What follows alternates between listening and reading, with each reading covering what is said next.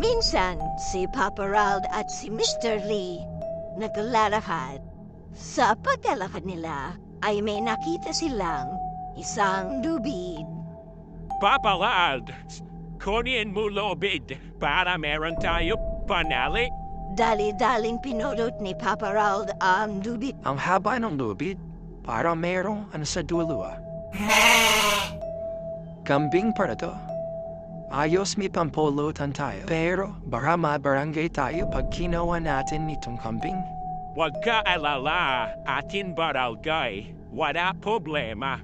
Kaso baka mapapulis tayo Huwag neto. ka alala, atin na hepe. Kupari ko hepe, laya wala problema. AKA Mayor, baka malagot tayo. Akin schoolmate mayor, kaya wala tayo problema. Sa Kapitolyo kaya baka mayari tayo nito.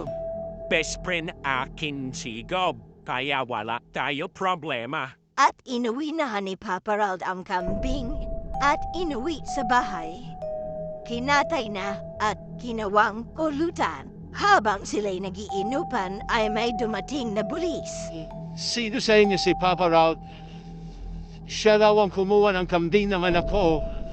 Narinig niya. Ha? Ako po si Papa Rald. Bakit po ba? Anong bakit? Sumama ka sa akin.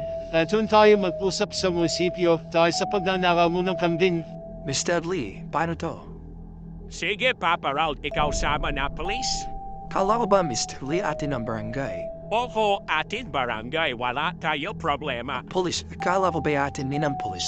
Oho, atin barangay, atin ang hepe police, atin ang mayor, atin din ang gobernador. So, may problema. Ano? Ano problema? Kala ko ba atin ang barangay? Atin ang pulis? Atin ang mayor? Atin ang kapitolyo? Oh, anong maliging problema dun? Idi atin kambing eh, kaya ikaw sama na police. Bye-bye.